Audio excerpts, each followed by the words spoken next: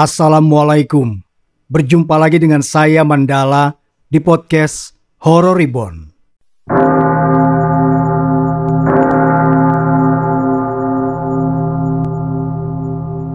Alia turun dan membayar ojek, lalu menatap sejenak rumah makan yang sudah ramai akan pengunjung itu. "Terima kasih ya Pak," ucap Alia disertai senyuman. "Sama-sama Mbak."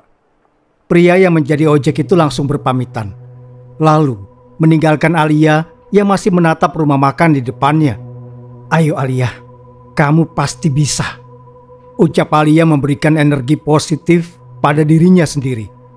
Hari ini adalah hari pertama Alia kerja. Setelah kemarin wawancara, akhirnya ia diterima kerja di rumah makan ini. Hampir 1 minggu Alia mencari pekerjaan kesana kemari. Banyak yang menolak lamarannya karena Alia tidak memiliki pengalaman kerja. Biasa, lulusan baru. Akan tetapi, di tempat ini Alia diterima dengan baik. Bahkan, mulai hari ini Alia sudah pindah ke mes, penginapan khusus karyawan. Untuk itu, Alia sudah membawa tas punggung penuh dengan pakaian dan segala keperluan harian.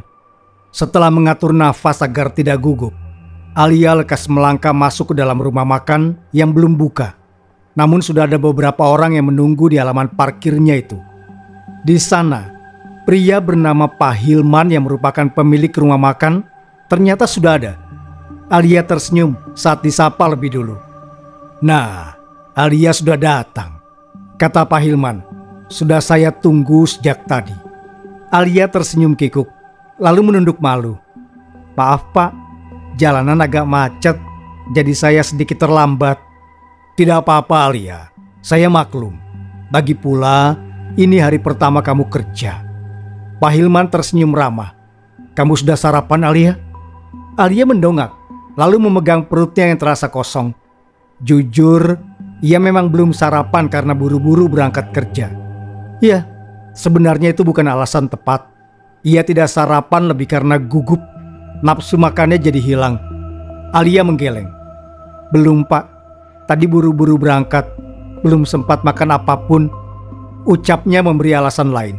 Ia pasti malu kalau ketahuan tidak makan karena gugup. Pak Hilman mengangguk pelan. "Ya sudah, sarapan dulu Alia.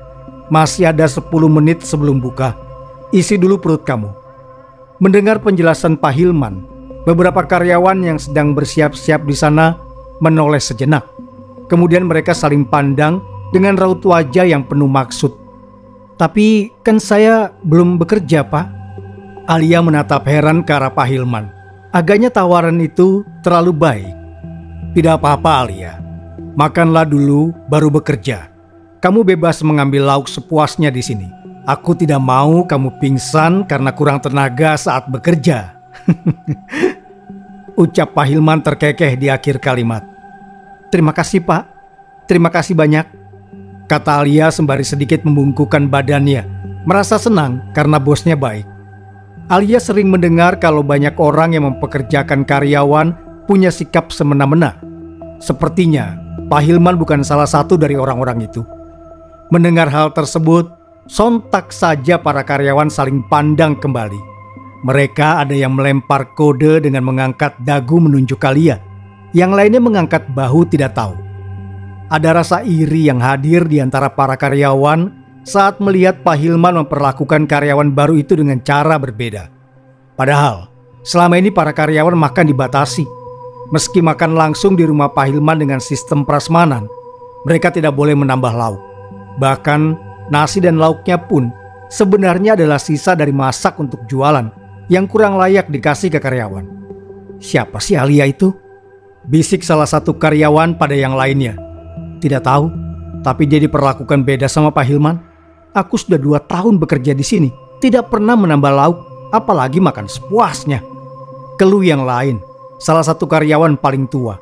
Mereka semua sontak mengangguk setuju. "Ya sudah, kembali bekerja. Mungkin karena dia karyawan baru, atau bisa jadi kenalan Pak Hilman. Makanya Pak Hilman baik. Lihat saja, paling setengah 3 hari kerja, keluar sifat aslinya Pak Hilman." Karyawan wanita dengan tubuh gempal menyahut. "Tapi Alia memang cantik sih," seru salah satu karyawan pria yang bersambut anggukan setuju dari teman-temannya. Mereka pun akhirnya membubarkan diri dan kembali bekerja. Sementara itu, Alia langsung sarapan diantar oleh Pak Hilman. Ia mengambil lauk sesuka hati sesuai dengan yang dikatakan pemilik rumah. Ada 3 menu yang Alia ambil: rendang, gorengan, dan kerupuk. Entah mengapa, Alia sangat nafsu makan di sini sampai menambah porsi makan. Padahal, Alia termasuk orang yang kurang suka makan berat. Mungkin karena perutnya masih kosong dan akan bekerja, membuat Alia makan lebih banyak. Begitulah kurang lebih pikirnya. "Bagaimana Alia? Enak masakannya?" tanya Pak Hilman saat kembali menghampiri Alia yang masih menikmati sarapan. Alia tersenyum. "Enak Pak, pantas saja rumah makan ini ramai terus." Pak Hilman terkekeh, lalu memanggil salah satu karyawan lama yang kebetulan lewat depan rumah. "Jasmine, beritahu Alia tugas apa saja di rumah makan ini yang harus dia kerjakan," ujar Pak Hilman menunjuk Alia yang masih menghabiskan sisa makanan. "Baik Pak." Jasmine tersenyum, lalu Pak Hilman pergi begitu saja. Setelah sarapan, Alia langsung bekerja. Diajarkan cara melayani pembeli, mengambil lauk dan menatanya di piring, serta tata krama saat kalau-kalau ada yang komplain, walau sejauh ini tidak pernah terjadi. Jasmine dengan sabar memberitahu Alia harus begini dan begitu, tidak boleh melakukan ini dan itu. Perlahan, Alia mulai paham. Ia membawa nampan berisi 2 porsi nasi beserta lauk pauk menuju meja nomor 6. Melangkah perlahan dengan sangat hati-hati. Pelan sekali Alia meletakkan piring di atas meja, khawatir terjadi sesuatu yang tidak diinginkan. "Silakan dinikmati," ujar Alia sebelum pergi meninggalkan pembeli.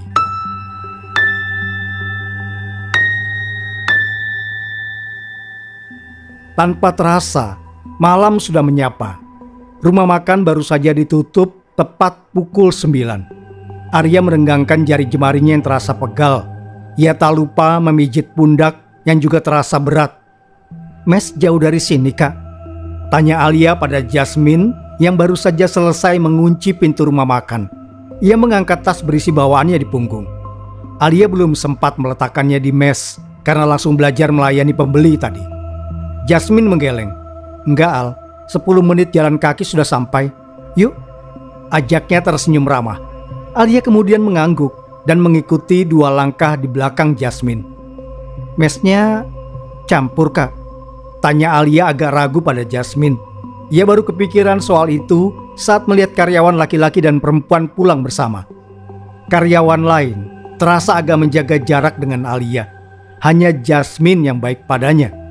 "Tidak Alia, pastinya dipisahlah, tapi berdekatan, mungkin jaraknya sekitar 20 meter.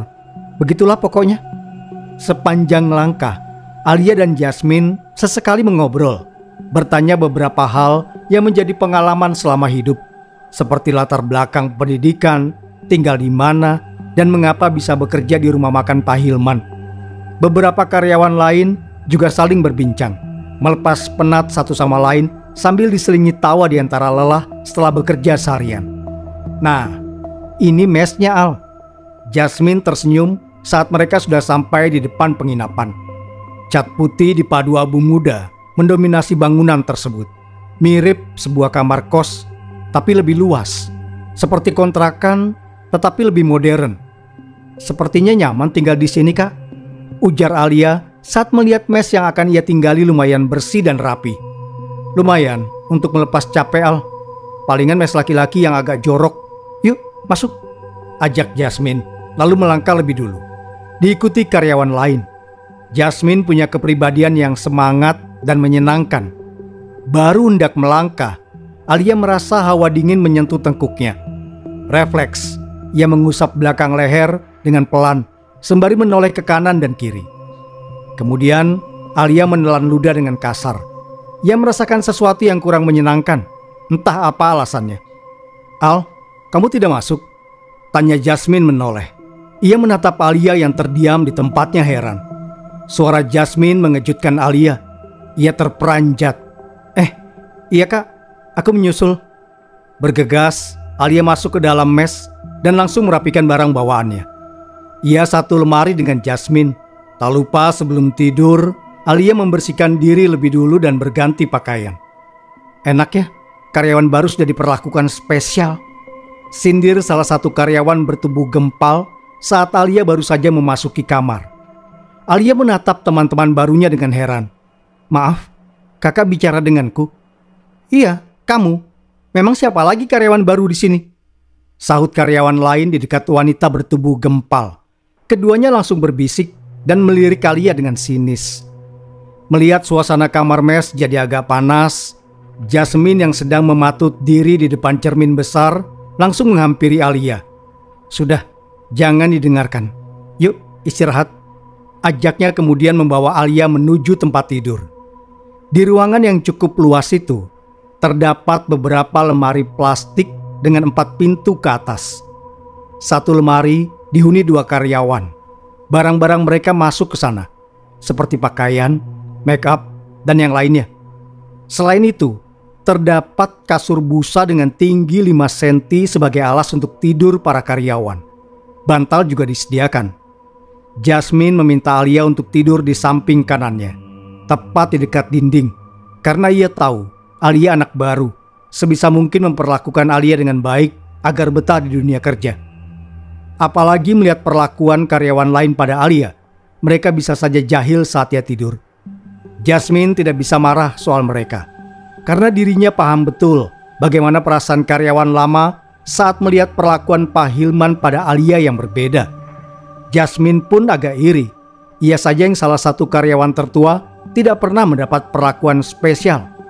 Tapi Jasmine cukup dewasa untuk tidak menunjukkan rasa irinya melalui sikap. Lagi pula, apapun alasan Pak Hilman, itu bukan salah Alia sama sekali. Terima kasih ya kak, sudah mau bantu aku seharian ini. Yang barusan juga. Terima kasih banyak. Alia tersenyum diangguki Jasmine. Sudah, yuk istirahat. Capek kan seharian kerja? Tanya Jasmine. Alia lekas mengangguk. Lantas mereka berdua memejamkan mata. Karyawan yang lain mulai beranjak tidur beberapa menit kemudian. Mereka menggelar kasur dan bantal masing-masing. Namun sudah 20 menit berlalu, Alia tak kunjung bisa tidur. Beberapa kali Alia mengubah posisi, tetapi tak juga membuatnya bisa terlelap. Alia menoleh pada Jasmine dan karyawan yang lain. Mereka sudah terlelap, malah ada yang mendengkur dengan suara keras. Ternyata begini rasanya kerja, lumayan capek, gumam Alia sambil menatap langit-langit kamar. Tiba-tiba Alia teringat sesuatu. Bagaimana kemarin saat melamar kerja, Pak Hilman tidak bertanya banyak soal dirinya. Kalau dipikir-pikir agak aneh. Gumam Alia termenung mengingatnya. Kemarin Pak Hilman tampak tersenyum lebar saat membaca berkas Alia dan langsung menerimanya kerja. Tempat lain, wawancara selalu lama. Bahkan aku dengar banyak pertanyaan menjebak. Tapi, kenapa Pak Hilman begitu mudah menerimaku ya?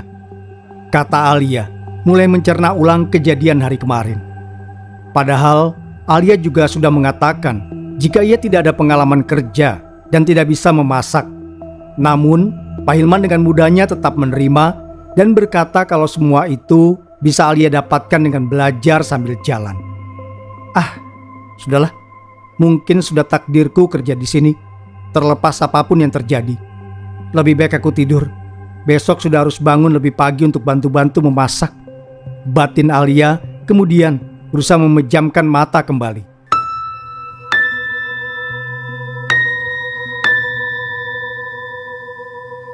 Pada hari-hari awal, semua tampak normal. Rumah makan dari hari ke hari semakin ramai, dan Alia harus kesana kemari untuk mencatat dan mengantar pesanan. Sesekali ia masih dibantu oleh karyawan senior. Terkadang Jasmine juga menolong. Meski banyak yang masih merasa iri, perasaan itu memudar saat sudah jam kerja. Mereka tidak mau membuat kesalahan dan dimarahi oleh Pak Hilman. Di rumah makan ini, setiap meja memiliki nomor, membuat Alia lebih mudah dalam bekerja. Alia mulai bisa mandiri pada hari keempat bekerja. Ia adalah gadis yang cepat beradaptasi. Jasmine yang melihat perkembangan Alia cukup pesat merasa senang, apalagi mengingat dirinya yang membimbing. Alia ternyata gadis yang cepat tanggap dan cerdas. Bagus Alia, kamu sudah bisa melayani pembeli dengan benar tanpa bantuan. Semangat terus ya. Puji Jasmine saat Alia baru saja selesai mengantarkan pesanan pengunjung. Alia tersenyum. Terima kasih Kak. Ini juga karena Kak Jasmine yang sudah banyak membantu. Jasmine mengibaskan tangannya. Jangan dibahas. Itu sudah tugasku sebagai senior. Semuanya juga berkat usaha kamu yang gigih dan bekerja keras Alia. Ya sudah, aku kembali kerja ya Kak. Meja nomor 10 pesan 2 porsi ikan bakar spesial, ujar Alia tersenyum sebelum akhirnya pergi. Jasmine hanya menanggapi dengan senyuman, membiarkan Alia mengerjakan tugasnya. Begitu juga dirinya. 1 minggu sudah Alia bekerja di rumah makan Pak Hilman. Semuanya terasa menyenangkan. Alia diperlakukan dengan baik oleh pemilik rumah makan itu dan Jasmine. Walau karyawan lain kelihatan masih tidak suka padanya dan menjaga jarak. Alia, makan yang banyak. Ini rendang untuk makan malam kamu. Suka rendang kan? Kata Pak Hilman pada malam itu, tepat ketika para karyawan sedang makan di rumah Pak Hilman dan ikut mengantre. Alia menoleh, lalu menatap sepiring rendang itu dengan heran. Kemudian, ia menatap Pak Hilman dengan tanda tanya. Apa kamu tidak mau? Tanya Pak Hilman dengan wajah tersenyum ramah. Mau Pak, mau. Alia segera mengambil piring itu dengan hati girang, lalu memakannya dengan lahap. Sementara itu, karyawan lain yang melihat merasa iri pada Alia. Mereka makan hanya dengan 1 lauk dan tidak bisa menambah, cuma sayur kikil pula. Sedangkan Alia malah ditawari rendang dari rumah makan langsung oleh Pak Hilman. Padahal karyawan lain harus beli kalau mau makan rendang enak itu. Apa Pak Hilman suka ya sama Alia? Bisik salah satu karyawan menyikut temannya. Shh, jangan keras-keras. Kalau Pak Hilman dengar, bisa habis kamu. Tegur salah satu karyawan yang mendengar. Lalu suasana hening kembali. Para karyawan pun lanjut menikmati makanan masing-masing. Meski sebagian menatap sinis ke arah Alia yang tetap makan dan bersikap tidak peduli. Jasmine yang menyuruhnya begitu. Bisa dibilang, Alia itu adalah karyawan paling muda di sana.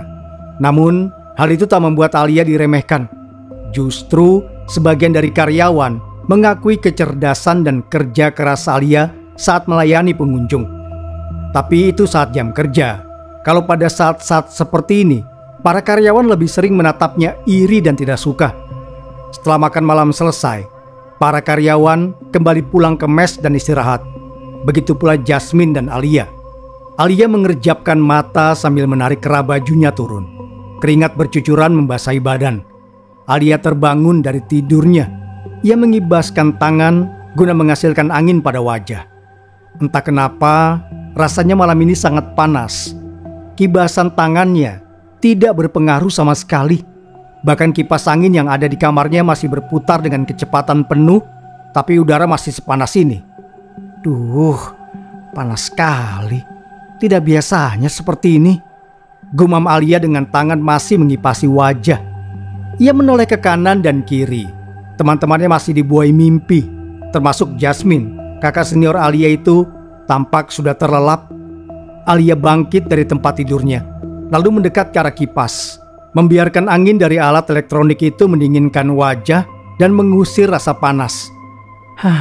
Setidaknya ini lebih baik, kata Alia seraya menikmati angin dari kipas tersebut sambil memejamkan mata. Srek, srek. Alia terkejut saat mendengar bunyi itu. Ia menoleh ke arah pintu. Srek, srek. Itu suara orang berjalan, terdengar dengan sangat jelas dari depan kamar mes. Mes ini punya teras kecil di depan pintu. Baru kemudian tanah menghampar cukup luas. Suara itu terus terdengar, seperti ada yang menyeret sesuatu bolak-balik, membuat bulu kuduk Alia langsung merinding. Alia menoleh ke arah dinding. Jarum jam menunjukkan pukul 1 dini hari. Ia menelan ludah yang terasa menggumpal. Hei, siapa di sana? Tanya Alia memberanikan diri. Hening. Tidak ada jawaban selain suara benda yang terseok diseret. Srek, srek. Siapa di sana? Alia kembali bertanya. Kali ini suaranya agak keras, namun tak juga ada jawaban. Kali ini suara itu menghilang, menyisakan derik jangkrik yang sesekali terdengar samar di kejauhan. Alia mengernyitkan dahi. Ia semakin dibuat penasaran. Sebenarnya tadi itu hanya perasaannya saja atau memang ada yang berjalan di depan kamar? Ah, sudahlah. Mungkin hanya perasaanku saja, ujar Alia, lalu kembali merebahkan tubuhnya. Esok harus bangun subuh untuk bekerja. Hari demi hari, Alia lewati dengan perasaan senang. Memiliki pekerjaan ternyata bisa menjamin tenang karena semua kebutuhan hidup terpenuhi. Meski pekerjaan itu cukup melelahkan. Alia, bagaimana rasanya bekerja di sini? Betah? Tanya Pak Hilman sore itu di saat pengunjung tidak terlalu ramai. Alia yang sedang merapikan lauk pauk menoleh, kemudian tersenyum tipis. Betah, Pak. Alhamdulillah, semua pekerjaan di sini saya sudah bisa kurang lebihnya. Syukurlah, saya senang mendengarnya, ujar Pak Hilman kemudian berlalu dari sana. Sedangkan Jasmine yang sejak tadi berdiri tak jauh dari Alia merasa heran. Tidak biasanya Pak Hilman bertanya seperti itu pada karyawan. Selama Jasmine bekerja di rumah makan ini, ia tidak pernah mendapatkan pertanyaan seperti itu. Kenapa, Kak? Tanya Alia penasaran saat melihat dahi Jasmine berkerut usai kepergian Pak Hilman. Oh, enggak Al, aku hanya kepikiran. Tumben Pak Hilman perhatian sama karyawan. Pak Hilman tidak pernah bertanya seperti itu sebelumnya sama kita-kita walau sudah lama bekerja. Jawab Jasmine menoleh keluar. Tampak punggung Pak Hilman semakin menjauh dan hilang di balik pintu rumah. Alia ikut menoleh ke arah di mana Jasmine menatap. Masa sih, Kak? Atau mungkin karena aku karyawan baru? Jasmine tampak berpikir sejenak. Lalu mulutnya terbuka. Ia seperti hendak mengatakan sesuatu, tapi urung. Iya, bisa jadi. Mungkin supaya kamu betah kerja di sini, Alia, ucap Jasmine pada akhirnya. Alia mengangkat kedua bahunya, lalu terkekeh bersama Jasmine. Setelah itu, mereka kembali bekerja seperti biasa. Sebenarnya, Jasmine ingin berkata kalau Pak Hilman tidak pernah begitu meski pada karyawan baru. Tapi ia takut hal tersebut membuat pikiran Alia terganggu. Jadi, Jasmine memutuskan untuk diam saja. Lagi pula, ia merasa Pak Hilman punya alasannya sendiri.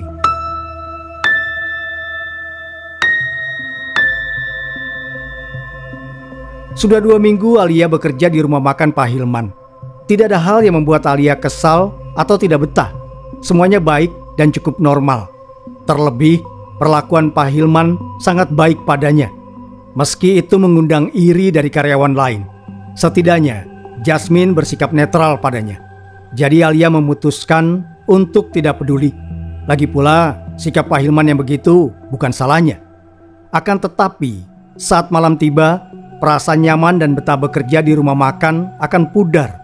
Karena akhir-akhir ini, suasana mes agak mencekam. Sudah beberapa malam terakhir ini, Alia selalu terjaga pukul 1 dini hari. Entah apa sebabnya. Kadang karena panas, kadang karena mimpi jatuh atau ingin buang air. Untungnya kamar mandinya di dalam, jadi Alia berani sendiri. Anehnya, Alia merasa seperti ada yang memandanginya kalau mendadak terjaga saat tengah malam begitu. Padahal semua teman sekamarnya sudah tidur. Alia juga selalu mendengar suara aneh dari luar kamar. Bunyi sesuatu yang diseret di atas tanah, seperti ditarik oleh orang yang berjalan pincang. Alia mencoba tetap berusaha nyaman dan mengabaikan suara dan perasaan tersebut. Untungnya di kamar itu, Alia tidak hanya seorang diri, melainkan juga beberapa karyawan perempuan yang tinggal bersama. Setidaknya, fakta itu bisa mengurangi rasa takut. Alia terus bertanya setiap kali bangun, kira-kira siapa gerangan yang ada di depan mes? Sayangnya, Alia tidak berani jika harus melihat secara langsung. Ia pun tidak punya pilihan lain kecuali berusaha tidur kembali. Dihitung dari Alia masuk, rumah makan Pak Hilman tambah ramai. Porsi masak pun ditambah 2 kali lipat. Terkadang baru memasuki siang hari, 2-3 menu sudah habis. Hal itu membuat Alia senang sekaligus kelelahan karena omset penjualan naik drastis. Pak Hilman yang rumahnya di samping rumah makan terkadang membantu saat pembeli benar-benar sangat ramai. Seperti siang ini, Baru saja sebagian karyawan istirahat, pengunjung malah bertambah semakin banyak, membuat karyawan yang berjaga cukup kewalahan. "Ini kemana yang lain?" tanya Pak Hilman, menyadari sebagian karyawannya tidak ada. Padahal pembeli sedang banyak-banyaknya sampai begitu sesak di dalam sana. "Istirahat, Pak. Seperti biasa, sebagian istirahat di awal." Salah satu karyawan lelaki menyahut. Mendengar itu, raut Pak Hilman berubah. Ia segera melangkah keluar dari rumah makan dan menuju mes. Di sana, tampak jelas beberapa karyawan sedang bersantai dan berbincang diselingi tawa. Kalian, rumah makan sedang ramai-ramainya. Kalian malah di sini santai-santai." Nada bicara Pak Hilman terdengar menyindir, membuat para karyawan berseragam merah hitam itu terkejut dan langsung berdiri. "Tapi Pak, ini waktunya istirahat." "Sudah, cepat kembali ke rumah makan. Bantu yang lain, atau gaji kalian saya potong," seru Pak Hilman kemudian berlalu dari sana, meninggalkan para karyawan yang masih dalam keterkejutan. Mereka saling berbisik. Perlakuan Pak Hilman hari ini semakin semena-mena. Padahal sudah biasanya pukul 1 siang sampai 3 sore itu waktunya istirahat bergantian, dibagi jadi 4, masing-masing setengah jam. Lagi pula saat meninggalkan lokasi tadi, tampaknya pembeli tidak terlalu ramai. Entah mengapa, semakin kesini Pak Hilman semakin tidak toleran terhadap para karyawan. Padahal rumah makan sudah buka sejak pukul 9 pagi dan tutup pukul 9 malam. Belum lagi kegiatan karyawan sudah dimulai selepas subuh karena harus memasak. Untung gajinya lumayan besar, membuat para karyawan mampu bertahan. Selain itu, terdapat libur seminggu sekali di akhir pekan. Setidaknya 2 hal itu cukup untuk mengusir rasa tidak nyaman atas tindakan Pak Hilman yang demikian. "Ya sudah, ayo kita ke sana daripada Pak Hilman semakin marah," ujar salah satu karyawan wanita, lalu yang lain mengangguk. Mau tidak mau, akhirnya mereka kembali. Benar saja, pengunjung begitu meledak siang ini. Padahal sudah mendekati akhir bulan, tetapi pembeli semakin ramai. "Kerja yang betul, jangan kebanyakan istirahat," tegur Pak Hilman di dapur saat beberapa karyawan sedang memasak menu yang habis. Ia lalu melangkah pergi ke rumah. Para karyawan saling pandang. Mereka menggeleng pelan satu sama lain. Sikap Pak Hilman yang seperti itu terkadang mematahkan semangat mereka untuk bekerja. Ada apa dengan Pak Hilman hari ini? Sensitif sekali. Padahal masih belum terlalu tua, tapi sudah seperti kakek-kakek bau tanah. Salah satu karyawan menyeletuk meledek, yang lain balas terkekeh. Padahal semua orang tahu, di depan umum Pak Hilman adalah orang yang ramah, rajin ibadah ke masjid, juga sering sedekah dan memberi orang-orang yang mengemis di dekat rumah makan. Kebaikan Pak Hilman begitu banyak di mata masyarakat, tetapi pada karyawan malah terbilang pelit dan kasar. Selain soal lauk makan karyawan yang sedikit, tidak layak, Pak Hilman juga sering semena-mena dengan jam kerja dan istirahat. Jika ada karyawan yang ketahuan mengambil lauk saat masak, pasti akan dimarahi habis-habisan meski hanya 1 potong. Padahal Pak Hilman sendiri terbilang sering sedekah makanannya di depan umum. "Kalian merasa aneh gak sih dengan sikap Pak Hilman?" tanya salah satu karyawan pada yang lainnya. "Iya, apalagi setelah Alia masuk, sikap Pak Hilman sangat beda. Penjualan juga naik drastis 2 kali lipat." Ternyata bukan hanya 1 atau 2 karyawan yang merasa kesal dan aneh seperti itu, tetapi banyak. Mereka merasa diperbudak andai gaji yang didapat tidak besar. Terlebih, akhir-akhir ini perlakuan Pak Hilman semakin tampak buruk di mata mereka karena pilih kasih. "Ya, untung gajinya lumayan, jadi aku betah-betah saja," ujar Jasmine diangguki yang lain. Mendengar percakapan para senior membuat Alia terdiam. Alia juga merasa aneh. Selama ini ia mendapat perlakuan khusus. Alia mendapat lauk lebih banyak dan nasinya juga bagus, tidak bekas dan penuh kerak seperti karyawan lain. Bahkan sampai hari ini Alia tetap boleh menambah. Pak Hilman juga tidak pernah marah padanya dan selalu baik, meski beberapa kali Alia ceroboh. Tapi aneh, Alia karyawan baru itu diperlakukan sangat spesial sampai sekarang, ujar karyawan lelaki yang pertama mengungkapkan kekesalan kembali bersuara. "Iya, Benar.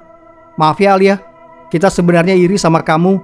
Pak Hilman memperlakukan kamu spesial sekali, ujar seorang karyawan perempuan menoleh pada Alia. Akhirnya mereka mengungkapkan perasaan iri itu setelah sekian lama. Alia tersenyum tipis. Nggak apa-apa kak, aku juga merasa aneh, tapi nggak bisa berbuat apapun untuk ini. Jasmine mengangguk. Benar, Pak Hilman melakukan itu pasti ada alasannya. Bukan salah kamu kok, Alia. Tapi kira-kira kenapa ya kak? Alia bertanya dengan wajah penasaran. Ia ingin tahu apa alasan dibalik perlakuan Pak Hilman padanya. Mungkin saja karena kamu masih baru, jadi supaya betah diperlakukan khusus, sahut Jasmine melirik pada karyawan lain dengan tatapan penuh maksud. Bisa jadi sih. Karyawan yang paham membenarkan, yang lain mengangguk mengerti dan ikut membenarkan. Ya sudah, gosipnya kita akhiri. Kembali kerja. Nanti Pak Hilman kesini dan melihat kita malah mengobrol, bisa habis kita. Akhirnya obrolan para karyawan berakhir dan bubar. Kembali pada pekerjaan masing-masing, termasuk Alia.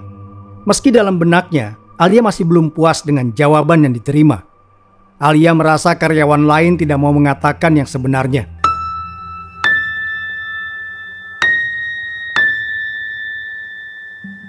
Hari ini tepat hari ke-15 bekerja. Alia dan beberapa karyawan lain sedang sibuk memasak. Seperti hari-hari sebelumnya, setelah subuh, para karyawan sudah memulai kegiatan. Suasana dapur cukup ramai dengan alat-alat masak. Ada yang tengah menumis, membuat sayur, memotong daging, ada pula yang masak sambil bergosip. Alia, tolong aduk sayur asamnya, aku sedang mencuci talenan, seru Jasmine meminta tolong pada Alia. Iya kak. Alia yang sedang memotong bawang bergegas membalik badan untuk mengaduk sayur asem. Posisinya yang lebih dekat dengan kuali sayur itu membuatnya tak perlu bergerak lebih banyak. Saat Alia membalikkan badan, kedua matanya melihat ada sesosok makhluk yang dibungkus kain putih bersimbah darah dengan beberapa ikatan. Makhluk itu berdiri di samping kuali sayur asem dengan badan condong ke depan. Mukanya hancur, matanya merah melotot. Itu pocong. Ah! Teriak Alia histeris, langsung menundukkan memejamkan mata. Wajahnya menunduk, sendok sayur di tangannya jatuh dan menimbulkan bunyi nyaring. Alia, kenapa? Ada apa? Kenapa kamu teriak? Beberapa karyawan perempuan menghampiri Alia, termasuk Jasmine. Mereka tampak khawatir dan datang membantu. Mereka masih peduli pada Alia, walau iri. Bagaimanapun, Alia masih muda. Baru anak kemarin sore di dunia kerja. Alia menoleh ke arah teman-temannya dengan pandangan yang masih ketakutan. Enggak kak, tadi ada kecoa. Aku kaget. Alibinya memutuskan untuk berbohong. Padahal wajahnya sudah sangat pucat. Namun tidak mungkin jika Alia mengatakan yang sebenarnya. Kemungkinan sangat kecil untuk mereka bisa percaya. Sepagi ini mana ada penampakan, apalagi di dapur. Yang ada Alia bisa ditertawakan. Kamu yakin wajah kamu pucat gitu Alia? Tanya Jasmine memastikan. Ia masih khawatir melihat raut Alia. Enggak kak, enggak apa-apa. Maaf ya, aku jadi membuat kalian khawatir, kata Alia lalu diangguki teman-temannya. Kalau ada apa-apa, bilang ya, kami siap bantu Alia, kata salah satu senior menepuk bahu Alia sebelum pergi. Iya kak. Alia memaksakan senyuman, lalu menghela nafas pelan dan panjang. Ya sudah, aku kembali kerja ya Al. Jasmine juga berpamitan, begitu juga yang lain. Meski teman-temannya sudah pergi, ternyata sosok pocong itu belum juga hilang. Alia menelan ludah dengan kasar, berusaha mengabaikan pocong tersebut. Namun, mau sekuat apapun Alia berusaha mengabaikannya, ia tetap terganggu oleh keberadaan sosok pocong itu.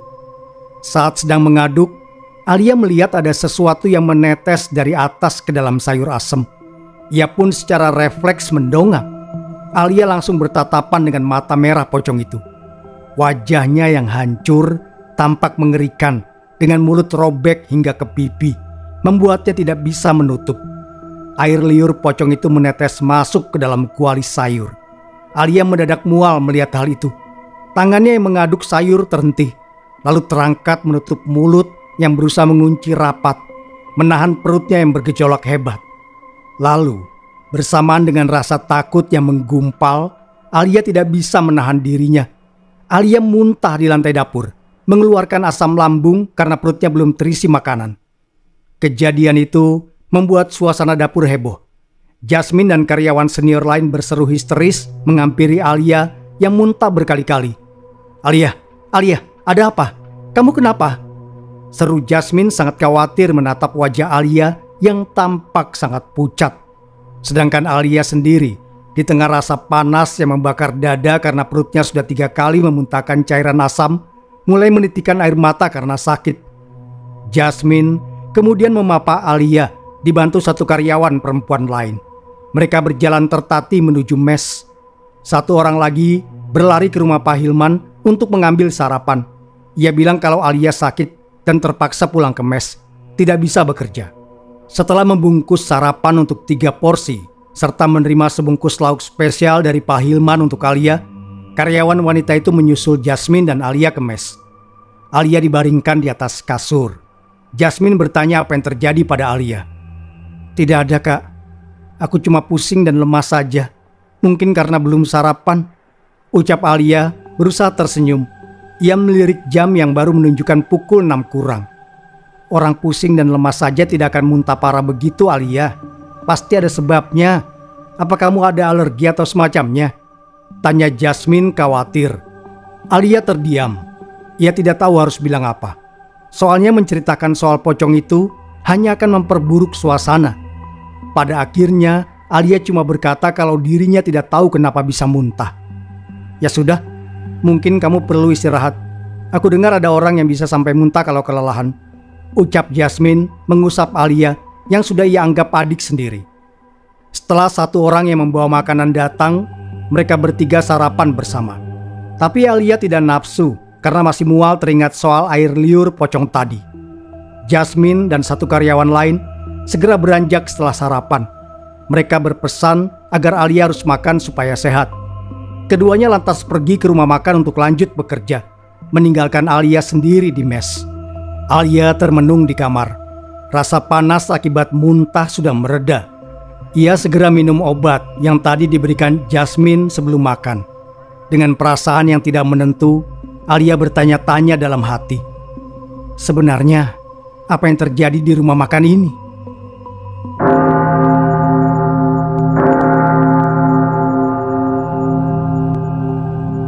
Alia menghela nafas berat. Dadanya kembang kempis teratur berusaha tenang. Ia tengah berada di rumah makan yang sedang ramai. Tangannya gemetar setelah mengantar pesanan untuk satu keluarga barusan. Sejak penampakan pocong di dapur rumah makan 3 hari lalu, Alia kerap melihat penampakan-penampakan lain di sini. Seakan yang pertama itu adalah pemicunya. Kehidupan kerja Alia benar-benar berubah sepenuhnya karena itu. Seperti saat ini, Alia bisa dengan jelas melihat adanya sosok mengerikan yang berdiri di sudut rumah makan. Wajah yang tampak hangus penuh luka dengan tubuh berbalut kain lusuh. Mata makhluk itu melotot menatap sepasang muda-mudi yang sedang menyantap ayam bakar. Air liurnya menetes ke menu lezat, membuatnya tampak menjijikan di mata Alia. Juga di meja tempat Alia mengantar menu barusan, sesosok pocong duduk di satu bangku kosong di meja tersebut, seakan-akan bergabung dengan tawa canda keluarga yang sedang mengobrol senang. Wajah pocong yang satu itu lumayan normal, hanya pucat dengan satu robekan sepanjang pipi kanan, tidak hancur seperti yang lain. Ia juga membuka mulutnya dengan tubuh condong ke depan, meneteskan air liur ke dalam minuman yang sedang dinikmati salah satu anak. Alia harus berusaha sebisa mungkin agar tidak muntah saat mengantar pesanan ke meja pelanggan. Pemandangan mereka yang menyantap makanan yang tercampur air liur pocong kerap membuatnya mual. Alia, kamu kenapa? Wajahmu pucat lagi. Akhir-akhir ini kamu tidak enak badan ya? Tanya Jasmine menepuk pundak juniornya itu. Alia tersentak. Lamunannya buyar. Ia lantas menoleh dan menatap Jasmine di sampingnya dengan senyum yang dipaksakan. Tidak apa-apa kak, aku baik-baik saja kok. Kamu ini jarang makan loh 2 hari terakhir. Masa 1 hari cuma makan 1 kali saja? Apa gara-gara muntah waktu itu? Kalau ada apa-apa, jangan sungkan cerita ya sama kita-kita. Minimal sama aku kalau kurang nyaman sama yang lain. Ya sudah, kakak balik kerja dulu. Lagi ramai. Ucap Jasmine meremas pundak Alia sesaat sebelum kemudian berlalu ke belakang untuk mengambil menu lain. Alia menghela nafas panjang. Ia mengedar pandang ke meja-meja pengunjung yang penuh. Sosok makhluk berbalut kain putih yang terikat itu masih ada di sana, hanya pindah ke meja lain. Penampakan pocong yang Alia lihat bisa berada di mana saja. Biasanya 2-3 di rumah makan saat ramai. Kadang juga ada yang berdiri diam di bawah pohon depan rumah Pak Hilman. Saat di mana makhluk itu pasti muncul adalah ketika memasak pagi di dapur. Pocong-pocong itu tampak ramai berdiri di dekat setiap kuali. Beberapa menjulurkan lidahnya, membuat air liur menetes ke kuali. Yang lain cuma membuka mulut, membuat air liur meleleh ke dagu, bercampur darah dan nanah sebelum jatuh ke sayur yang dimasak. Mengerikan dan menjijikan di saat yang sama. Pada awalnya, Alia selalu memekik histeris kalau melihat adanya penampakan, diikuti badan yang gemetaran dengan wajah pucat pasi. Reaksinya itu selalu mengundang kepanikan di antara karyawan lain. Untungnya, setelah melatih mental dan keberanian, Alia bisa menahan teriakannya setelah 2 hari melihat sosok-sosok makhluk yang terbungkus kain kafan itu. Jadi, Alia cuma sekadar diam dengan wajah yang mendadak pucat kalau melihat penampakan pocong, tidak sampai menjerit. Ia tidak mau dianggap aneh kalau sering teriak tanpa sebab. Alia mengatur nafas kembali. Jam menunjukkan pukul 2 siang. Masih lama sebelum pekerjaan hari ini selesai. Ia harus fokus. Alia tidak begitu mengerti tentang hal klinik. Soalnya dia tidak tertarik dan hanya pernah melihat beberapa penampakan sebelum ini. Dengan pengetahuannya yang minim itu, Alia menganggap kalau pocong-pocong ini hanya sedang usil dan tidak mengganggu. Mungkin satu pocong yang aku lihat pagi itu mengajak kawan-kawannya untuk bercanda. Entahlah, tapi bisa jadi kan. Siapa tahu apa yang mereka lakukan adalah candaan bagi makhluk halus. Batin Alia suatu ketika, ia berusaha memikirkan penampakan itu dari sudut yang lucu agar tidak terlalu ketakutan. Apalagi setelah 3 hari diperhatikan, Alia tidak mendapati adanya keluhan sakit perut atau semacamnya, baik dari pelanggan maupun karyawan yang juga mendapat lauk dari makanan yang mereka masak. Mereka lahap-lahap saja memakan semuanya. Hal itu tentu mendukung dugaan polosnya bahwa makhluk-makhluk itu cuma sedang usil. Kendati sudah punya pikiran yang membuat dirinya lebih tenang, Alia tidak lantas benar-benar bisa terbiasa dengan hal itu. Tidak hanya rasa takutnya yang berkurang, nafsu makannya juga ikut turun drastis. Alia jadi enggan makan. Ia selalu merasa mual saat teringat bagaimana air liur yang bercampur darah dan nanah itu masuk ke dalam makanan. Apalagi bayangan itu selalu datang setiap kali Alia melihat makanan, membuat dirinya jarang menyentuh jatah makan dari Pak Hilman. Alia memang tetap rutin mengambil makanan di dapur Pak Hilman, termasuk lauk spesial yang selalu diberikan pemilik rumah makan tersebut sambil tersenyum. Tapi alih-alih memakannya, Alia akan memberikan itu ke karyawan lain. Alasannya selalu sama, tidak nafsu makan. Menyaksikan hal itu, Jasmine yang adalah senior sekaligus teman satu lemari Alia tentu khawatir. Kamu tidak makan lagi, Al. Sudah seharian ini kita bekerja. Aku lihat kamu tidak makan apapun pagi dan siang tadi. Aku dengar kamu juga tidak menyentuh makan malam ya tadi. Kamu bisa sakit loh kalau terus begitu. Tegur Jasmine cemas sembari mengusap punggung Alia yang meringkuk di atas kasur. Jam kerja sudah selesai. Mereka tengah bersiap-siap untuk istirahat. Alia cuma menggeleng sebagai jawaban. Ia tidak berminat bicara soal makanan. Sebenarnya Alia lapar. Perutnya terasa sakit melilit, tapi ia selalu mual kalau melihat makanan. Memaksakan diri untuk memakannya hanya akan membuat Alia muntah. Ada apa? Kenapa kamu begini? Memangnya kamu tidak lapar, Al? Tanya Jasmine bertubi-tubi. Ia sangat cemas dengan keadaan Alia. Aku sudah makan tadi sore, Kak. Beli batagor di dekat sini pas mandi. Jawab Alia lirih. Ia ingin segera tidur agar tidak merasa lapar. Alia sudah mencoba makan sesuatu yang dibeli sendiri di luar. Ia masih punya uang saku dari orang tuanya. Berhasil, Alia bisa makan, tapi hanya 1-2 suap. Setelah itu ia mual lagi. Jasmine tidak bisa berkata apa-apa selain menyarankan agar Alia jangan menolak makan. Ia merasa kalau juniornya itu menyembunyikan sesuatu. Jasmine penasaran sekaligus khawatir, tapi ia tidak bisa memaksanya cerita. Bisa jadi itu sesuatu yang sensitif. Jasmine pun beranjak tidur di samping Alia. Sementara Alia sendiri berusaha sekuat tenaga untuk tidak membuka mata. Ia ingin tidur secepat mungkin. Selain karena ingin lepas dari rasa lapar yang semakin melilit lambungnya, Alia juga tidak mau membuka mata karena takut melihat sesosok pocong dengan wajah rusak yang tengah berdiri di sudut kamar.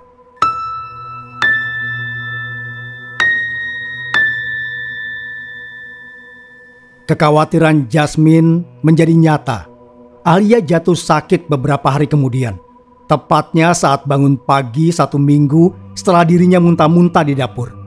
Badan Alia panas, wajahnya pucat, tubuhnya lemas dan nyeri kalau digerakkan. Alia masih bisa berjalan dengan berpegangan pada tembok. Itu sangat membantu kalau ia ingin ke kamar mandi. Tapi selebihnya, seperti makan dan bekerja, Alia tidak kuat sama sekali. Sebagai senior yang paling dekat dengannya, Jasmine rajin merawat Alia di sela-sela pekerjaan. Jasmine akan kembali ke mes setiap beberapa waktu sekali untuk memeriksa keadaan Alia, sekaligus menawarkan diri kalau ada yang ia butuhkan. Alia jadi terpaksa makan karena sakit, itu pun sedikit dan cuma bisa makanan ringan. Ia meminta Jasmine membelikannya makanan dari warung dekat mes dan tidak mau makan dari rumah Pak Hilman. Alia berkata kalau hanya bisa makan camilan ringan saja. Sepanjang pagi hingga siang menjelang, Alia cuma bisa meratapi dirinya yang lemas. Penampakan pocong tetap ia alami meski sedang terbaring lemah di mes. Alia bisa melihat dengan jelas sosok berbalut kafan yang berdiri di ambang pintu, menatapnya dengan bola mata yang seperti hendak melompat keluar. Alia hanya bisa menangis dan berusaha menutup mata. Tahu benar kalau berteriak tidak ada gunanya, karena tidak ada siapapun di sekitar. Jasmine terkejut melihat Alia menangis saat kembali ke mes untuk membawakan makanan.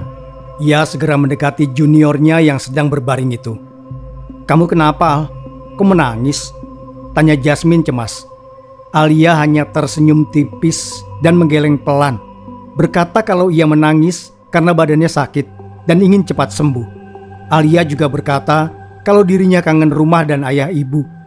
Alia tidak mungkin berterus terang kalau saat ini di belakang Jasmine tengah berdiri sesosok pocong yang wajahnya rusak penuh luka dengan mata melotot lebar hendak keluar. Suasana siang terasa dingin mencekam bagi Alia. Ya sudah, kita tunggu besok saja ya. Semoga Alia cepat sembuh. Kalau belum sembuh juga, biar nanti kakak yang minta izin pada Pak Hilman kalau kamu mau pulang dulu ke rumah. Pasti dapat izin kok. Kamu kan masih baru lulus, belum pernah tinggal jauh dari orang tua.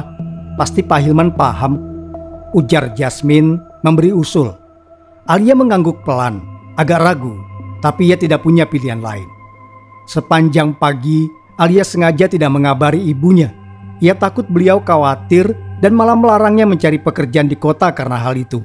Apalagi sakitnya baru pagi tadi, belum tentu parah. Bisa jadi cuma demam biasa yang 1 hari sembuh. Alia berharap besok sudah bisa bekerja agar bisa terus mencari uang. Ya sudah, ini ada jajan yang tadi kamu titip. Kakak juga belikan bakso, siapa tahu camilan saja kurang. Dan obat dari apotek untuk mengurangi panas demam. Harus diminum ya, jangan tidak.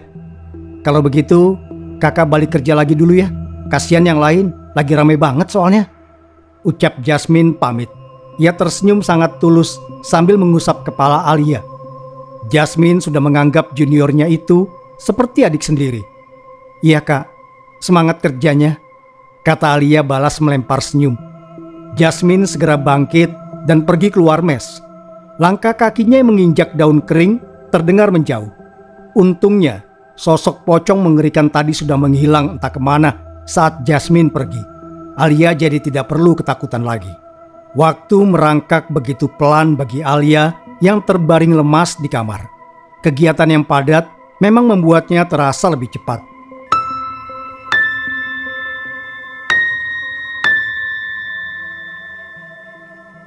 Esok hari pun tiba.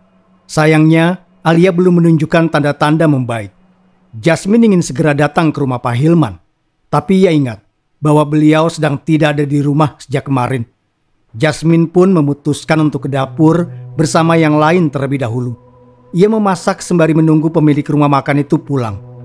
Jam 6:30, Jasmine yang melihat mobil Pak Hilman segera datang menghampiri.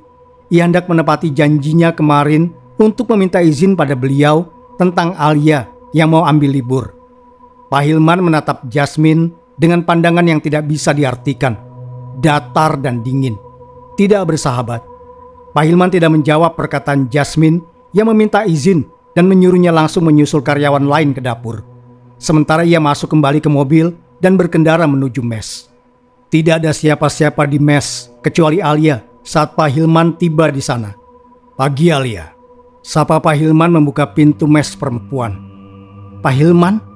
seru Alia terperanjat dan langsung memaksa dirinya bangkit duduk karena kaget.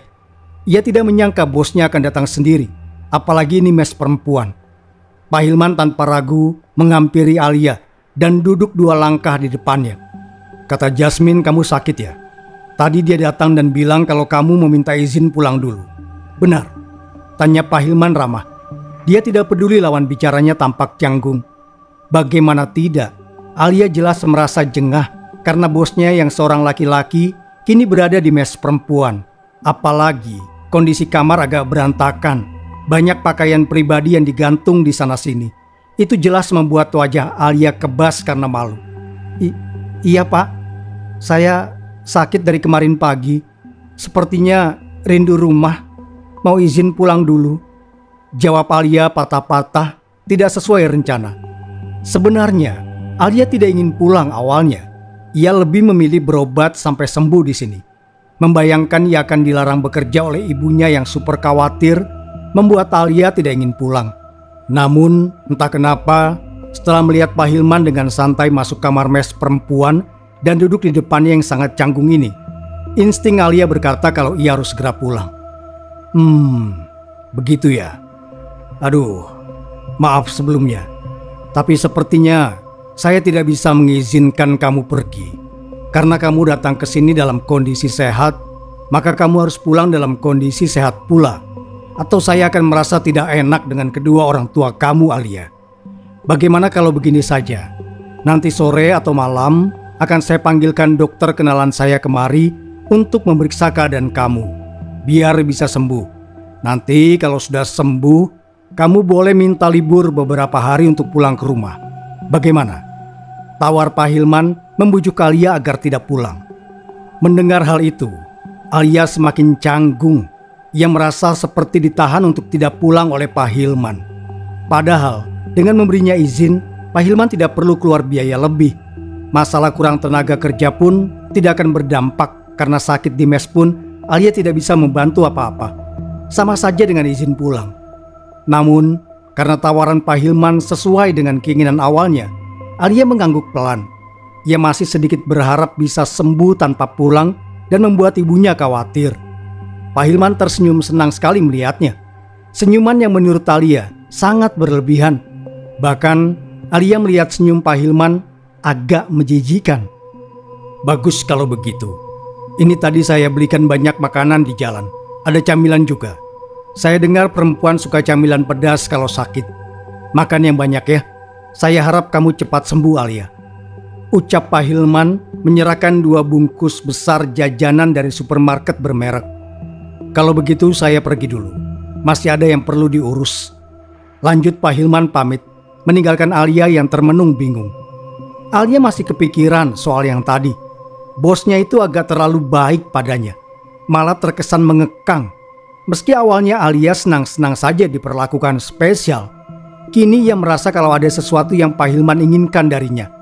Pikiran itu membuat Alia merinding. "Tenang Alia, tenang. Itu cuma perasaan kamu saja," Mungkin Pak Hilman baik karena kamu masih baru lulus. Itu saja.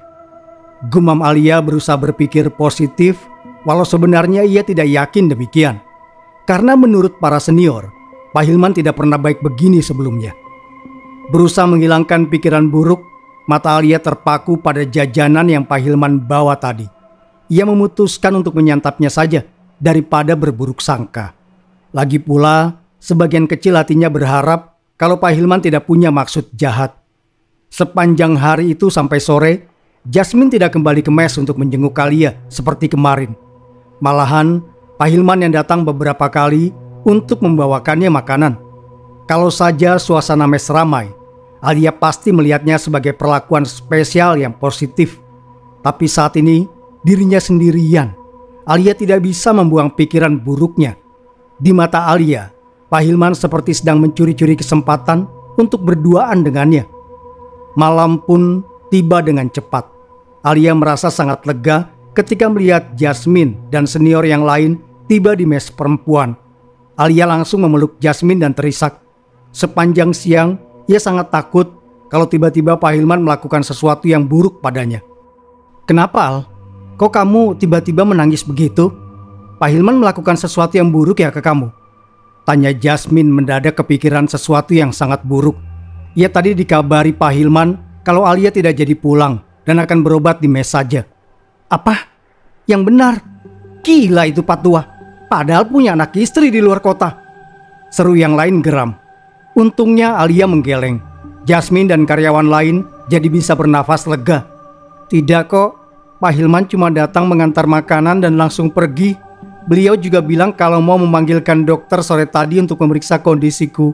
Walau dokternya tidak kunjung datang sampai sekarang," jawab Alia masih terisak kecil. "Wah, gila banget. Sejak kapan Pak Tua itu baik sama karyawan? Kayaknya kamu memang spesial deh, Al, di mata Pak Hilman," sahut salah satu senior. "Iya tuh, mencurigakan. Kamu harus hati-hati Alia sama Pak Hilman. Apalagi anak istrinya kan di luar kota. Jangan-jangan Pak Hilman mau jadikan Alia," timpal senior lain. Kalimatnya menggantung di udara. "Hush, jangan sembarangan kalau bicara. Kalian gak lihat Alia sampai ketakutan begini?" bentak Jasmine emosi. Yang lain langsung terdiam. Jasmine yang jarang naik darah itu tampak mengerikan sekalinya marah. Bahkan Alia pun tersentak melihat wajah Jasmine yang geram. "Maaf Alia, aku gak bermaksud menakutimu. Terus kamu kenapa nangis?" tanya Jasmine menoleh. Wajahnya kembali lembut menatap Alia. Alia bilang kalau tadi dirinya cuma berpikir hal serupa soal Pak Hilman. Ia sampai takut setiap kali beliau datang. Karena Alia jelas kalah tenaga kalau sampai Pak Hilman ingin melakukan sesuatu padanya. Apalagi ia sedang sakit begini. Untunglah itu tidak terjadi. "Ya sudah, kamu istirahat saja Al. Semoga besok pagi sudah sembuh," kata Jasmine lembut. Lalu bersiap istirahat di samping Alia.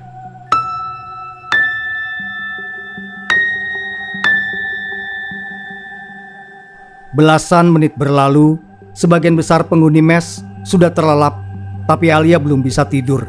Ia masih kepikiran soal Pak Hilman dan penampakan pocong yang akhir-akhir ini menghantui. Sejenak terbesit hal janggal di pikiran Alia. Kenapa sejak Pak Hilman datang tadi pagi, ia tidak melihat satupun penampakan pocong? Padahal biasanya makhluk itu kerap menampakkan diri beberapa kali dalam satu hari. Rasanya ada yang aneh.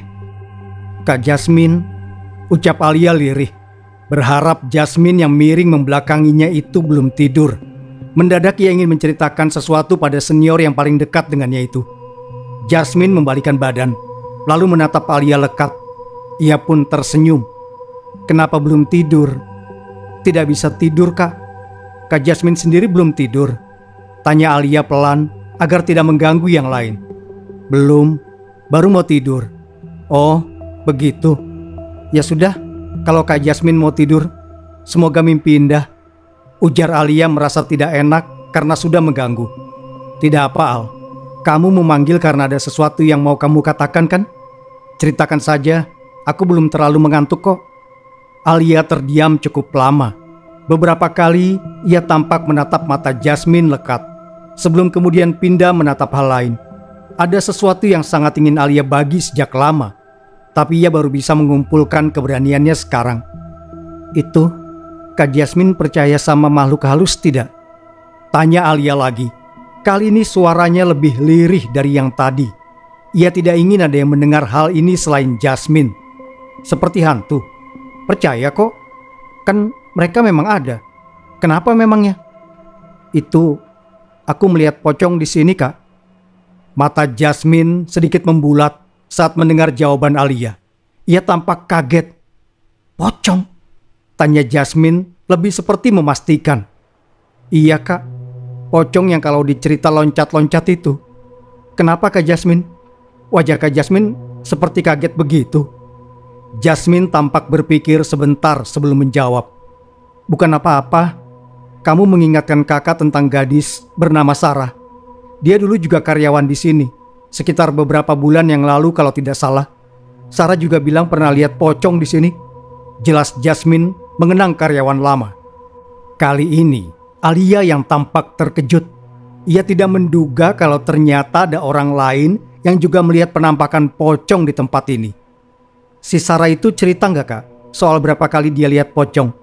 Tanya Alia antusias. Tapi suara masih ditahan agar pelan. Sarah cuma bilang kalau melihatnya satu kali di bawah pohon depan rumah Pak Hilman. Itu saja.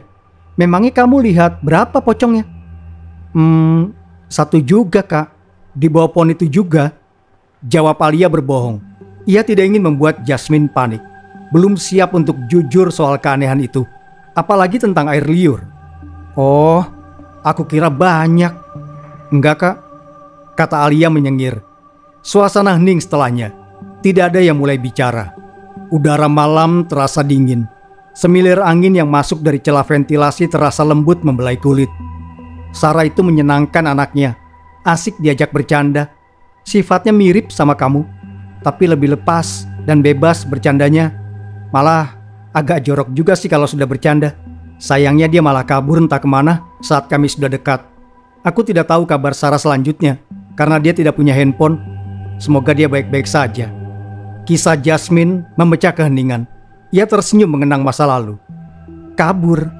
Si Sarah itu tidak betah kerja di sini? Tanya Alia penasaran. Entah kenapa ia merasa ada sedikit kesamaan antara dirinya dengan Sarah. Entah juga, aku kurang paham. Soalnya dia awalnya betah-betah saja sih. Bekerja di sini sudah 1 bulan lebih juga. Terus dia jatuh sakit. Kurang lebih sakitnya seperti kamu. Tapi sampai berhari-hari. Habis itu dia hilang tanpa kabar. Barang-barangnya juga sudah habis dibawa pergi saat kami kembali ke mes. Entah alasannya apa. Soalnya Sarah tidak pamit sama kita-kita. Kalau dia kabur gara-gara pocong, harusnya enggak sih. Soalnya Sarah cerita soal pocong ke aku itu ketika dia masih anak baru. Sekitar 2 minggu pertama kerja lah. Alia termenung mendengar pernyataan Jasmine yang panjang lebar. Ia merasa kalau si Sarah dalam cerita seniornya itu sedikit banyak mirip dengannya. Mulai dari yang awalnya betah, lalu melihat pocong, kemudian jatuh sakit dan kabur. Alia sempat ingin pulang juga, walau dengan baik-baik dan bukan kabur. Sekejap terbesit sesuatu di pikiran Alia. Bagaimana kalau Sarah kabur karena hampir dilecehkan oleh Pak Hilman? Kak Jasmine, apa Pak Hilman juga memperlakukan si Sarah itu dengan spesial? Seperti aku misalnya? Tanya Alia dengan jantung berdebar. Kalau iya, maka Alia harus kabur juga secepatnya. Alia merasa instingnya berkata kalau Pak Hilman juga mau melecehkan dirinya sebagaimana apa yang terjadi dengan Sarah. Pasti Pak Hilman yang membuat Sarah memutuskan untuk kabur. Namun, itu hanya dugaan Alia saja. Karena jawaban Jasmine tidak demikian. Enggak kok, Pak Hilman memperlakukan Sarah sama seperti yang lain. Pelit, semena-mena, menyebalkan. Kalau bukan karena gaji uang besar dibanding rumah makan lain, aku pasti juga sudah kabur dari dulu. Jawab Jasmine santai. Alia yang mendengarnya menghela nafas lega. Sepertinya ia saja yang terlalu berburuk sangka pada Pak Hilman.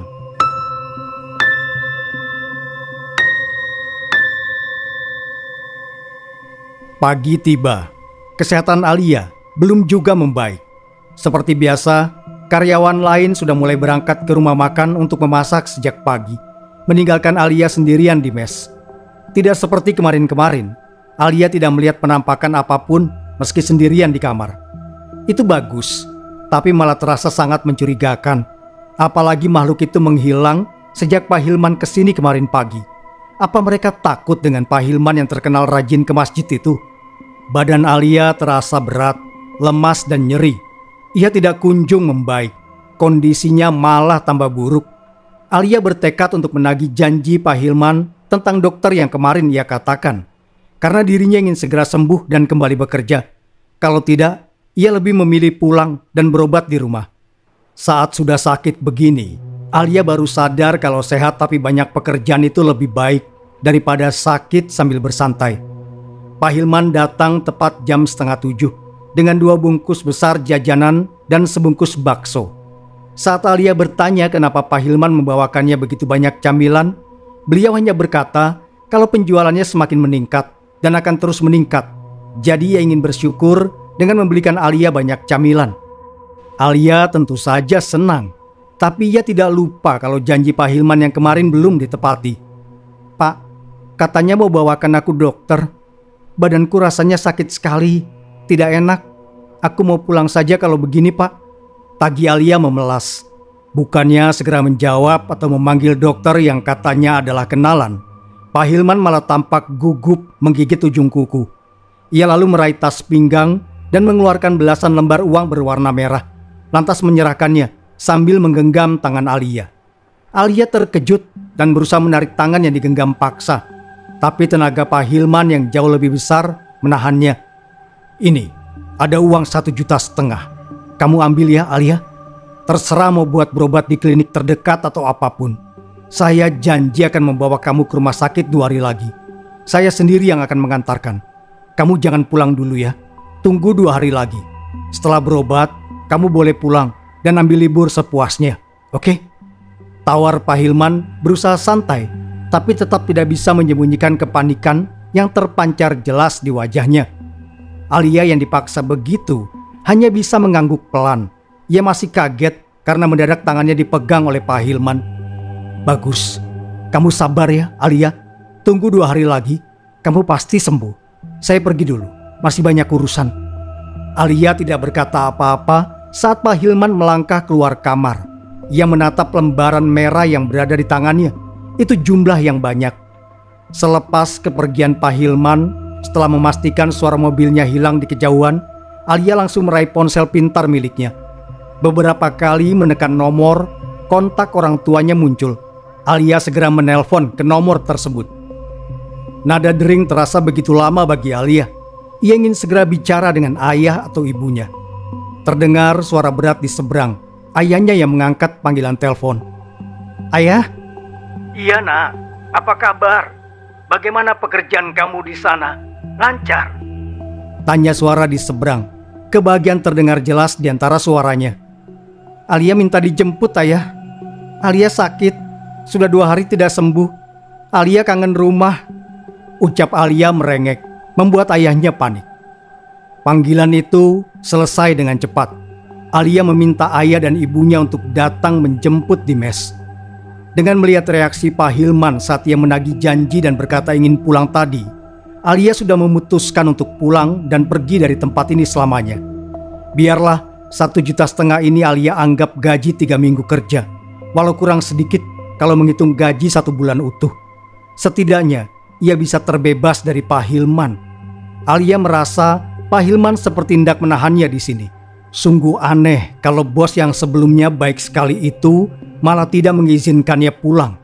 Apalagi Pak Hilman malah memberikan uang dalam jumlah yang tidak sedikit untuk membujuknya agar tetap bertahan.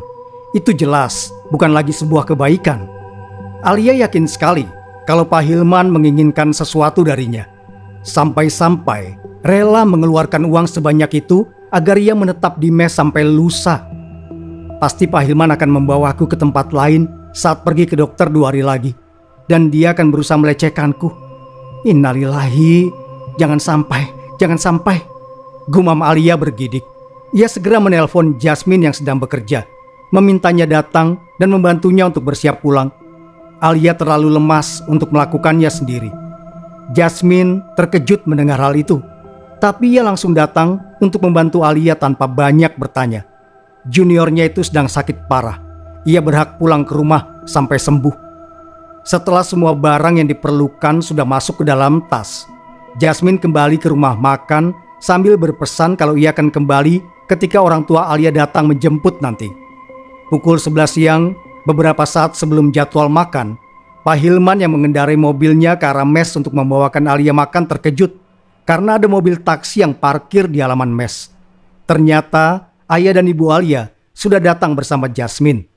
Mereka mampir di rumah makan setengah jam yang lalu, kemudian bertanya di mana Alia berada pada karyawan lain. Jasmine, sebagai senior yang paling dekat dengan Alia, menawarkan diri untuk ikut dan memberitahu jalan. Kebetulan rumah makan juga tidak terlalu ramai. Alia digendong ayahnya masuk ke dalam mobil, sementara Jasmine membantu membawakan tas milik Alia ke dalam mobil. Pak Hilman hanya bisa menatap kesal Alia yang dijemput ayah dan ibunya. Ia tidak mungkin melarang kalau sudah dijemput begini. Ayah dan ibu Alia lantas menyalami Pak Hilman. Mereka meminta maaf kalau saja anaknya berbuat salah selama bekerja. Sekaligus berterima kasih karena sudah memberikan Alia kesempatan untuk bekerja di rumah makan miliknya. Ah, iya Pak, Bu. Saya juga terima kasih dan minta maaf karena Alia jadi sakit begini. Mungkin makanannya kurang cocok. Kalau besok-besok Alia minat kerja lagi di sini, saya pasti akan terima dengan senang hati. Kerja anak Bapak Ibu sangat bagus, jawab Pak Hilman, berusaha tersenyum sebisa mungkin. Padahal hatinya menahan geram. Dari dalam mobil yang mesinnya mulai dinyalakan, Alia melihat ke arah Pak Hilman dan Jasmine yang berdiri dekat. Hati-hati di jalan Alia. Kalau sudah sampai rumah kabari aku ya. Semoga cepat sembuh dan kerja lagi. Rasanya sepi kalau tidak ada kamu, seru Jasmine semangat. Tidak seperti Jasmine yang melambaikan tangan sambil berseru melepas kepergian Alia. Pak Hilman hanya tersenyum tipis.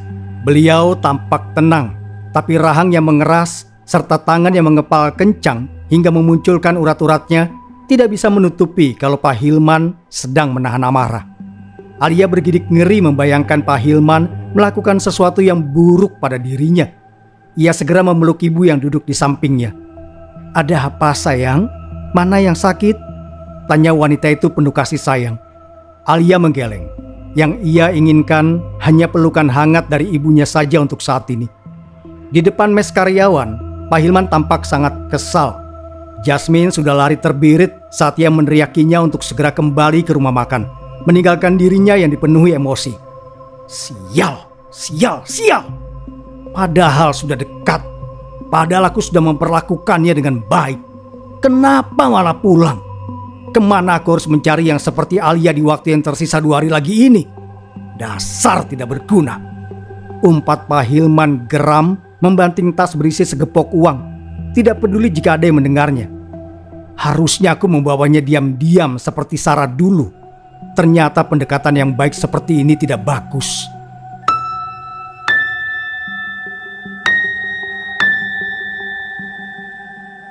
Alia sampai di rumah 2 jam kemudian. Ia segera digendong dan dibaringkan oleh Pak Somad, ayah Alia. Sementara Bu Fitri, ibunya Alia, langsung membuatkan bubur nasi kesukaan putri tunggalnya itu. Mereka berdua sudah dengar dari perempuan bernama Jasmine kalau Alia susah makan selama sakit. Bahkan sejak 1 minggu sebelum sakit. Kemungkinan Alia sakit karena jarang makan. Sabar ya nak, nanti malam Pak Habib datang untuk memeriksa kamu. Ayah sudah buat janji dari sebelum berangkat tadi, ucap Pak Somad. Alia hanya mengangguk sambil tersenyum. Meski sakitnya tidak membaik sama sekali, tapi suasana di rumah jauh lebih menyenangkan. Alia jadi merasa bisa sembuh kapan saja. Pak Habib, dokter kenalan Pak Somad, tiba tepat setelah maghrib. Ia langsung memeriksa keadaan Alia. Setelah mengecek tensi dan sebagainya, Pak Habib menyimpulkan kalau Alia jatuh sakit karena kurang makan dan stres berlebih. Pak Somad dan Bu Fitri tentu kaget dengan hasilnya. Mereka bisa paham kalau kurang makan karena Jasmine sudah memberitahu kalau Alia jarang makan akhir-akhir ini. Tapi stres berlebih? Apa yang menekan pikiran Alia sampai stres begitu? Ini ada obat untuk menambah nafsu makan, juga suplemen penambah vitamin. Dimakan sesuai yang tertulis, jangan sampai telat. Kalau soal stres, Cobalah untuk jangan banyak pikiran dulu ya, Alia. Atau bisa diceritakan pada orang tua agar lebih ringan kalau memang ada masalah. Ucap dokter yang sudah kenal dengannya sejak Alia masih sekolah dasar. Pak Habib pun pamit pulang setelah mendapat bayaran dari Pak Somad. Ia masih punya satu janji lagi malam ini. Suasana kamar hening selepas kepergian Pak Habib. Tidak ada yang bicara.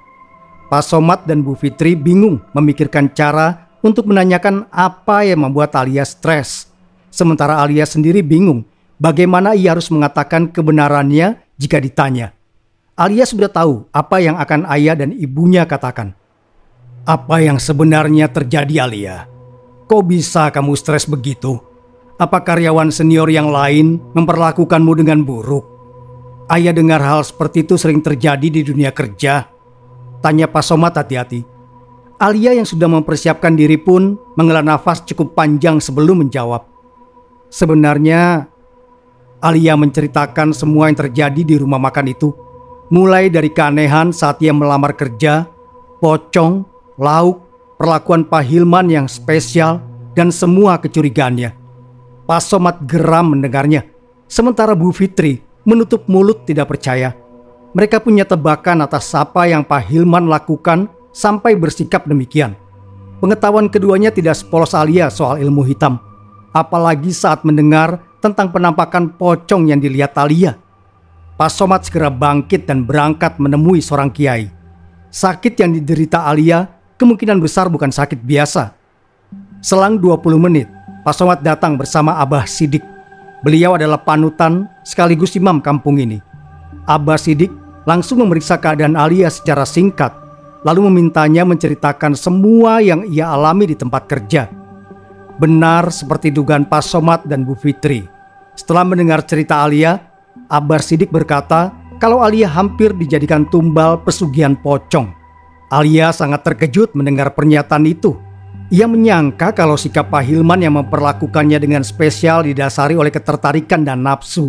Tapi ternyata dugaannya meleset jauh. Yang Pak Hilman inginkan darinya malah lebih mengerikan. Alia mendadak teringat cerita Jasmine soal Sarah. Ia mendadak ngeri membayangkannya. Alia tahu sekarang kemana Sarah pergi dan kenapa ia tidak pamit pada Jasmine dan karyawan lain.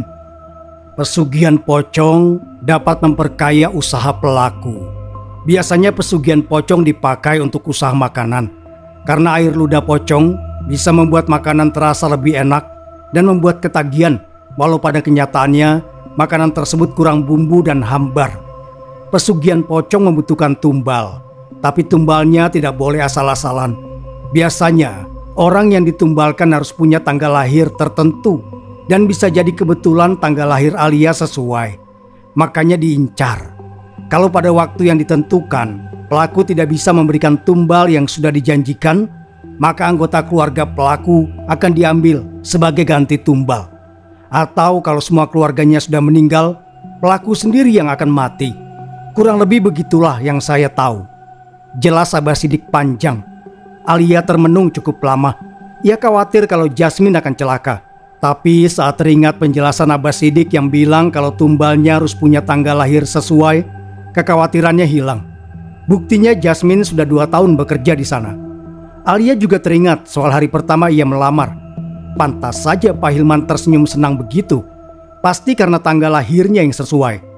Abah Sidik pulang setelah mengangkat energi negatif yang bersemayam di badan Alia. Beliau berkata kalau itulah penyebab Alia sakit. Kurang makan hanya alasan secara medis. Tapi energi itu yang membuat Alia tidak nafsu makan dan mual. Esoknya Alia sembuh. Ia hanya merasa lemas biasa karena lapar saat bangun tidur. Alia memutuskan tidak akan lagi bekerja di kota. Ia lebih memilih untuk mencari kerja di dekat desa. Paling mentok desa tetangga. Tidak mau terlalu jauh. 2 hari kemudian, saat Alia sedang bersantai di ruang tengah bersama Bu Fitri setelah mereka berdua membuat kue, ada pesan masuk di ponselnya. Pesan itu adalah pesan suara dari Jasmine, diikuti gambar wajah menangis di bawahnya. Mereka saling bertukar pesan sejak kemarin. Entah kenapa, Alia agaknya tahu apa isi pesan suara berdurasi kurang dari 10 detik tersebut. Apalagi ini adalah hari itu, hari yang Pak Hilman janjikan untuk membawa Alia berobat ke dokter. Dengan jempol yang gemetar, Alia menekan pesan suara dari Jasmine, memainkan apapun isinya. Terdengar suara isak tangis beberapa saat sebelum Jasmine berkata, "Alia, istri Pak Hilman meninggal secara mendadak pagi ini." Wajah Alia bergeming mendengarnya. Begitu pula hatinya. Ia tidak merasakan kesedihan walau hanya sedikit saja atas kematian istri Pak Hilman. "Aku turut berduka ya," balas Alia juga dengan pesan suara. Hatinya sama sekali tidak sedih, malah agak puas karena Alia tahu kebenarannya.